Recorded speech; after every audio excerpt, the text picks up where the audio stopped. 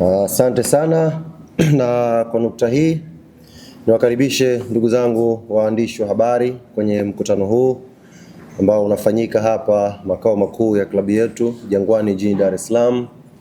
Nichukue pia fursa hii kuwakaribisha wanachama, mashabiki na wapenzi wa klabu yetu pamoja na Watanzania kwa ujumla ambao kwa sasa wanafuatilia mubashara kabisa mkutano huu kupitia Azam TV, channel ya Azam Sports 1, kule YouTube wanafuatilia live kupitia Yanga TV na vyombo mbalimbali vya habari ambavyo vimekusanyika hapa. Ndugu zangu waandishi wa habari wa Tanzania ambao mnafuatilia hafla hii, ningeomba tuwe na sekunde 10 za ukimya, alafu nitawaeleza ni kwa nini tuna hizo sekunde 10 za ukimya. Tuanze.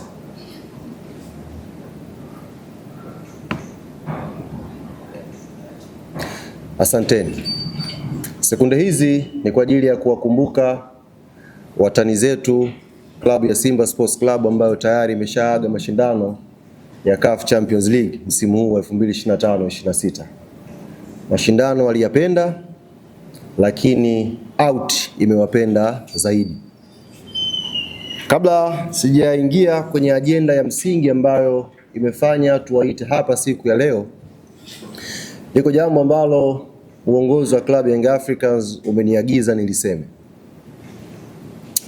Jana kupitia vyombo mbalimbali vya habari tulishuhudia moja ya tukio la hovyo kabisa kwenye mchezo wa mpira wa miguu. Moja ya tukio la kihuni. Moja ya tukio la kishamba zaidi kufanyika kwenye mchezo wa mpira wa miguu hapa kwenye ardhi yetu ya Tanzania.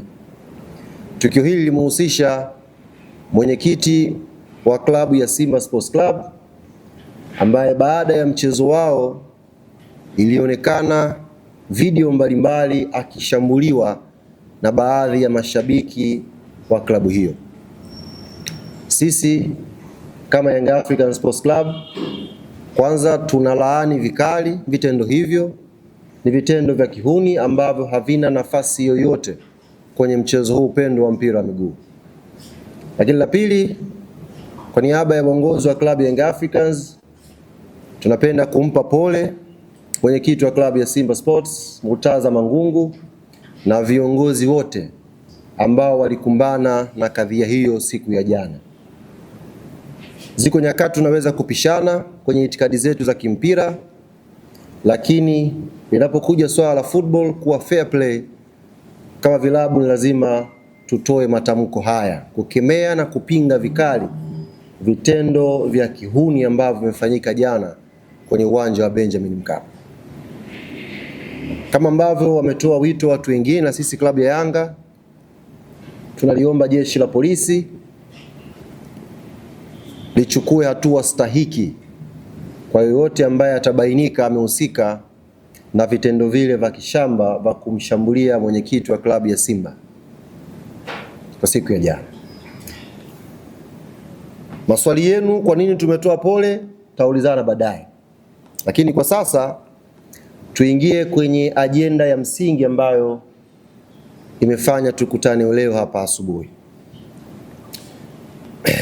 Siku ya Jumamosi tukiwa tunaelekea kwenye mchezo wetu wa CAF Champions League dhidi ya Al Ahly, asubuhi tulitoa taarifa kupitia kurasa zetu za mitandao ya kijamii ya klabu yetu Young Africans, tukiwajuza wanachama, mashabiki na wapenzi wa klabu yetu na wapenda mpira kwa ujumla hapa Tanzania kwamba siku ile asubuhi kamati yetu tendaji inayoongozwa na rais wa klabu yetu Engineer Hersi Ali Said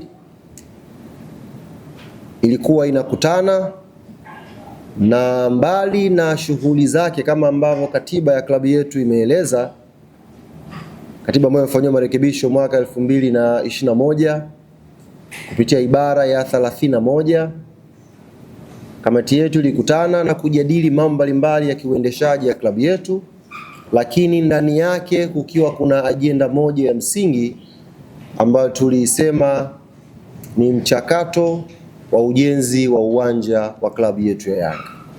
Na Jumamosi tukawataarifu wanachama wetu na Watanzania kwa ujumla kwamba kikao kile cha kamati tendaji kingeenda kutoa majibu ya mchakato mzima uliofanyika wa kumtafuta au kuitafuta kampuni, taasisi ambayo imeshinda tenda ya kushirikiana na klabu yetu kwenye ujenzi wa klabu yetu hapa Jangwani.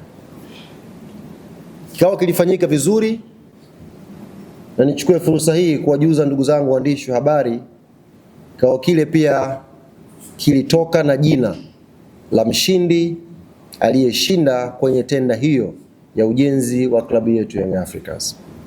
Lakini kabla sijatoa taarifa ya mshindi, ningeomba dakika zenu chache kidogo niwapitishe mchakato ulivyokuwa. Na hiyo ndiyo desturi ya klabu yetu Young Africans Sports Club, na ndiyo mwelekeo ambao uongozi huu chini ya rais wetu Engineer Hersi Said tuko nao. Kila hatua tunayofikia lazima tuwakumbushe tulipotoka na tuwaeleze kwa ukweli na uwazi mchakato mpaka ulipofikia. Nyote nyie ni mashuhuda. Moja ya ajenda kubwa ya uongozi huu wa Engineer Hersi Ali Said, mbali na kujenga timu imara, kuimarisha klabu yetu kiuchumi, kuwa na timu imara za vijana na wanawake, moja ya ahadi au ajenda ambayo alikuwa nayo rais wa klabu yetu sambamba na kamati yake tendaji inayomsaidia kwa majukumu yake ya kila siku kwenye kuendesha hii klabu, ilikuwa ni ujenzi wa uwanja wa klabu yetu Young Africans Sports Club. Na ajenda hiyo imepita katika hatua mbalimbali. Hatua ya kwanza ilikuwa ni kufanya tathmini ya eneo ambalo tuko nalo, tuone kwa standard ya uwanja ambao tunauhitaji sisi kama Young Africans Sports Club, je, eneo hili linatosha? Tathmini ile ilifanyika, na baadaye uongozi wa klabu Young Africans uligundua kuna eneo tunatakiwa tuongeze kidogo ili tuweze kukamilisha ajenda hii. Baada ya kubaini hilo, mchakato ukaanza kushirikiana na taasisi mbalimbali za kiserikali kutafuta nyongeza ya eneo hapa kwenye ardhi hii ya Jangwani ili tuweze kupata sasa eneo sahihi kwenda kwenye mchakato wa uwanja.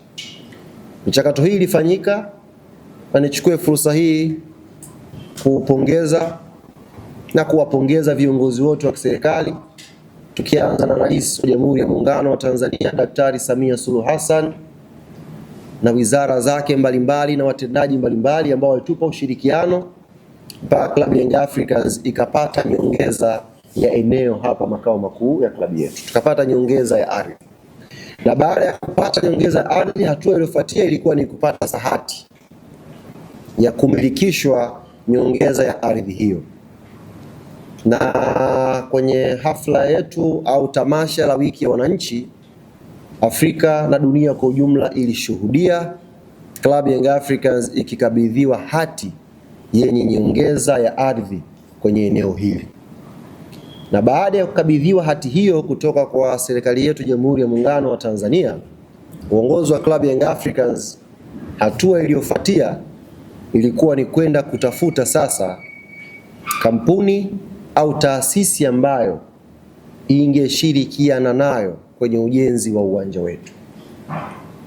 Na mnamo Januari 9 mwaka huu 2026, klabu ya Young Africans ilitoa tangazo la kukaribisha makampuni na mataasisi mbalimbali kuja kuomba tenda ya kushirikiana na klabu yetu kwenye kujenga uwanja wetu wa nyumbani. Taarifa yetu iliitoa kupitia magazeti ya serikali, kupitia vyombo mbalimbali vya habari. Tulitoa taarifa ile pia kupitia kurasa zetu za mitandao ya kijamii, kwa maana ya kurasa za klabu yetu ya Yanga. Na nikiri tulipata maombi mengi kutoka mataasisi na makampuni mbalimbali yakionyesha utayari wao wa kuja kushirikiana na klabu yetu ya Young Africans kwenye ujenzi wa uwanja wetu. Tuliendesha mchakato kwa uwazi kwa makampuni na mataasisi haya kutuma maombi yao based on vigezo ambavyo tulivitoa kwenye taarifa yetu. Kama nakumbuka taarifa ambayo tuliitoa ya kutangaza watu kuomba tenda hiyo, tuliweka pia na vigezo. Tuliainisha kwa mfano stadium capacity ya ujenzi wa klabu yetu Young Africans. Na kwa nukta hii uongozi wa klabu Young Africans kupitia kamati yake tendaji ulikutana Jumamosi kama ulivyowajulisha hapo mwanzo, ukaenda kuchakata hilo jambo, na sasa wamekuja na mshindi ambaye ameshinda kwenye tenda hiyo.